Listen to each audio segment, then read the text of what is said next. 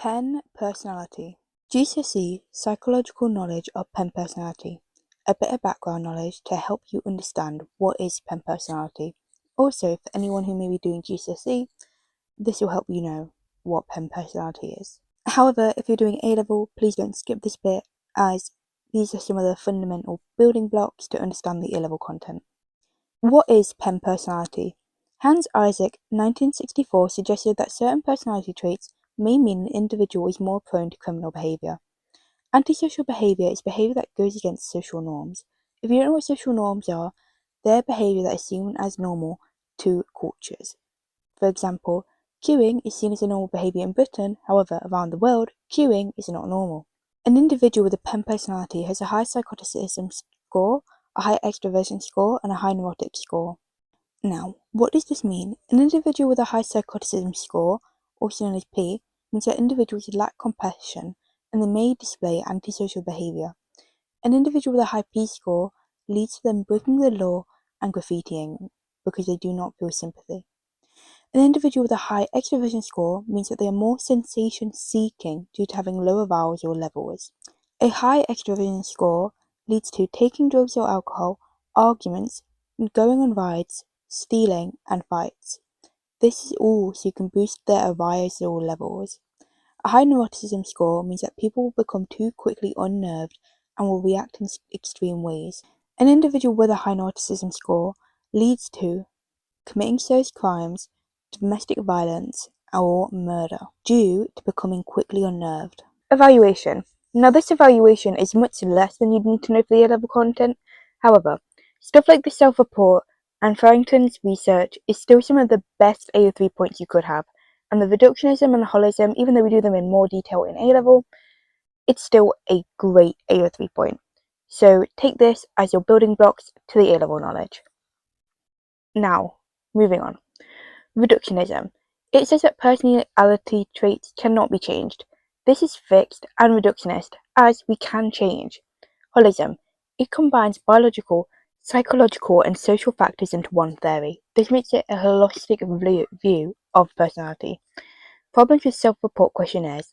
Eysenck's personality questionnaires, which measured PEN, tends to answer the questions about themselves in a desirable way. So when you do this questionnaire, you will tend to answer yourself in a desirable way.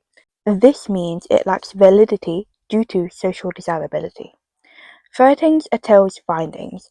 They reviewed lots of studies and compared offenders with non-offenders. They found high P and N, which led to people more likely to becoming criminals, however, not E. And in more of his research, he found that E doesn't lead to criminality, however, introversion does. And when you go into the A-level content, this will make more sense. Pen personality A-level content. Now, pen personality doesn't change. You still have P, E, and N. However, now you have introversion, emotionally stable, and self-control. The opposites to PEN. Pen isn't in order on the slide, and it's really annoying me, so I'm sorry if it's annoying you too, but I'm going to go in order of PEN. So psychoticism. This is someone who's emotionally unstable, and it's associated with anxiety, fear, depression, and envy. Self-control is the opposite. It's the ability to regulate one's emotions, thoughts, and behavior in the face of temptations and impulsions. Extroversion is a behavior that is outgoing, sociable, active. Individuals want excitement and they may become easily bored. Introversion is the opposite then. Individuals are typically reserved and reflective, and introvert is more likely to prefer solitary activities to social activities. Neuroticism, an individual who is emotionally stable, associated with anxiety, fear, depression, and envy. Now, you may have just realised I've read out the same definition for neuroticism and psychoticism. Is this a mistake? No, because the difference between neuroticism and psychoticism is one. People who are psychotic lack self-control. People who are neurotic are just very anxious. However, they both are very similar. Now, the opposite to neuroticism is someone who is emotionally stable. This is the extent to which a person is emotionally calm, secure, and experience little fluctuations in emotions. So say if something tragic would happen, they'd stay calm and they would be okay. Psychoticism. Now, the reason why you need a bigger paragraph on this is because this was added later as a third dimension. So at the start, he only had E and N, and then he added P. So, this was added later, and he was less clear about its connections to the nervous system. Psychoticism is seen as an individual who is self-centered, cold, lacking emotion and empathy. Thus, the criminal is categorized by someone who scores highly on all these three dimensions. Now, if in your exam you're writing your paragraphs as PEN, like I would, you can evaluate P. You can evaluate that it was added later, saying that it's better, it can lead to better scores, since this leads to a more holistic explanation of personality. They're including social/personal traits of someone instead of just the biological reasons for why someone may be a criminal. This can lead to applications of different personalities, like someone who is a psychopath. However, a weakness of this is Eysenck cannot explain why the personality trait is formed via the nervous system, therefore it can be seen as unreliable compared to the neurotic explanation and the extroversion explanation. This shows how the theory is still adapting though and evolving due to the adaptation of psychoticism, which is a plus. The biological explanation of pen. I've already talked about this a little bit. However, you should be able to explain how Eysenck explained E and N as well as somewhat P by using biology. So, he proposed arousal theory to explain the causal roots of the three dimensions of personality. He explained the extroversions in terms of cortical arousal via the ascending reticular activating system, RAS, within the brain. Activation in the RAS stimulates the cerebral cortex, which in turn leads to a higher causal arousal level. Introverts have a higher activity than extroverts, so they're less likely to be outgoing and risk-taking as they have more stimulation. However, extroverts are characterized by an underactive RAS, so they need more stimulation because they lack it. Just to summarize that, extroverts don't have stimulation. They have an underactive RAS, so they go out looking for stimulation. They go out looking for a fight. They go out looking for stimulation. They are sensation seeking. However, introverts have a higher activity in the RAS, so therefore they don't need stimulation. They don't need it. So they are happy to just sit inside. They do not need stimulation, unlike extroverts who are craving for it. Now, that's the explanation for why extroverts are more likely to commit crimes. However, why may a neurotic person be more likely to commit crimes? He also explained this in terms of activation threshold in the sympathetic nervous system of the limbic system. This includes the hypothalamus, amygdala, and hippocampus. Now, if you watch my video on the limbic system, or my biological psychology video, you'll know that the limbic system can lead to aggression. As well as this, the limbic system is responsible for our emotional responses. Now, neurotic individuals have a greater activation levels and lower thresholds in the limbic system. This can explain why they're easily upset in the face of minor distress, as they cannot regulate their emotions and they cannot perceive threat. However, an emotionally stable person is calmer when under stress because they have less activation and a higher threshold in the limbic system. Now, he did try to explain psychoticism in terms of hormones such as testosterone and enzymes such as monoamine oxidase, MAO. Although there has not been a lot of research done on psychoticism in comparison to extroversion and neuroticism, and current research shows that people who suffer psychotic episodes have increased testosterone levels and low MAO levels. Eysenck's personality questionnaire. Once again, I've also touched on this both in the GCSE and the A-level knowledge. So, Eysenck's personality questionnaire is a questionnaire used to measure pen personality. It used a Likert scale, and the structure goes from very inaccurate to very accurate. It collects quantitative data due to the use of closed questions. So, what are the outcomes of the questionnaires like? Below are my real results from the questionnaire. You can do this questionnaire yourself and get your own results. However, what is important is Eysenck made criminality measurable. As if all these traits, PEN, leads to criminality, he made it measurable through this questionnaire. He made whether or not you're going to be a criminal measurable. Obviously, this questionnaire and this itself can be evaluated in terms of social desirability, ecological validity, and reductionism and social control.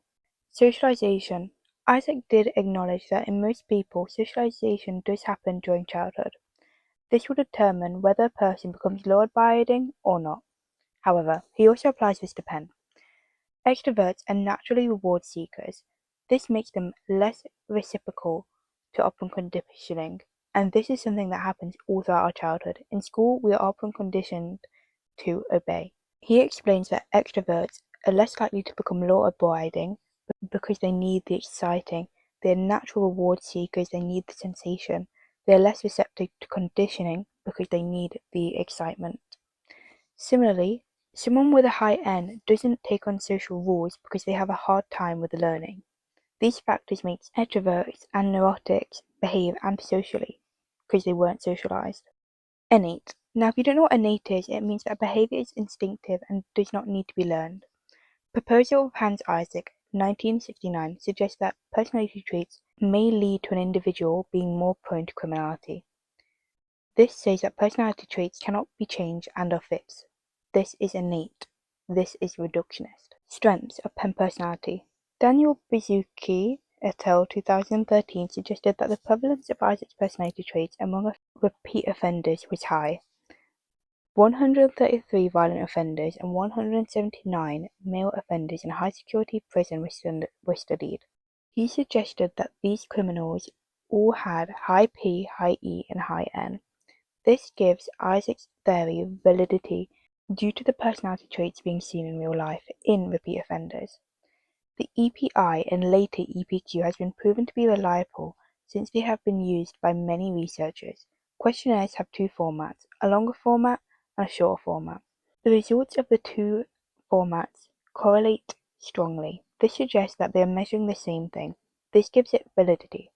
Acknowledgement of biological factors as well as social factors means it's holistic as it considers both nature and nurture, making this theory really complex. So even though you may get asked this to explain criminality biologically, you can technically also use it to explain criminality socially. This is a very good theory. Marvin Zuckerman, 1979, suggested that a major component of extroversion is personality of sensation seeking. This is defined as the pursuit of danger and risk-taking to experience a variety of new situations. Zuckerman has drawn a line between risk-taking and biology, claiming that sensation seeking is linked to testosterone and therefore gender differences. This is supported by the fact men tend to score higher on Zuckerman's sensation seeking scale and also that more men are in prison. As well as this theory supports the psychoticism biological explanation of PEM personality. Weaknesses. To say we cannot change our personality traits and we are fixed from birth is reductionist as it takes away free human will and it can lead to violent and aggression acts that criminals have executed being excused. Imagine your mum being killed and then someone being like, oh, it's not their fault though because they were born like this. This reduces blame, which is a bad thing in this scenario. However, it can also be a good thing in this scenario as it can motivate criminals to change, but more than likely it's a bad thing in this scenario. Also, since we're saying it's an innate thing, if criminals are born to be criminals, why change? Why not go commit crimes? Why not go rob? Why not go do this? Because you can, because you have to, because that label has been given, linking to labeling theory, linking to self-fulfilling prophecy. The EPI is a self-report questionnaire, which means participants have to answer questions about themselves in a desirable way, instead of a realistic way, which can lead to social desirability. No one is going to admit to being a criminal. David Farrington et al. 1982 found very little evidence for criminal personality, so he used Eysenck's own questionnaire and he used it on adults and offenders, and he found it wasn't good enough to predict juveniles in children or adults. This suggests that Eysenck's original ideas about the nature of criminality may lack validity. Different types of criminal personality. 5-factor model, Digman. He accepts concepts of Eysenck's personality, extrovert and introversion. Only these two. However, adds openness, conscientiousness, and agreeableness. His model altogether is extroversion, introversion, openness, agreeableness, and conscientiousness. Low levels of agreeableness and conscientiousness are related to offending. However, other researchers also claim that impulsivity is a better predictor of antisocial behavior. Lipsy and Delton This research suggests that criminal behavior is more complex than Eysenck's original theory. Eysenck's theories rest on the assumption that there is within us a stable, measurable thing called personality, and this directs us on our behavior in meaningful ways. However, this has been questioned, and you have two pieces of research that you can choose from. Walter and Michel, 1969, was one of the first researchers to point out that people's behavior is not consistent across different contexts, but instead situation-specific. This means personality changes based on the situation. Vivian Burr, 1995, found that we construct our personality through interactions with others and that it is subjective to change.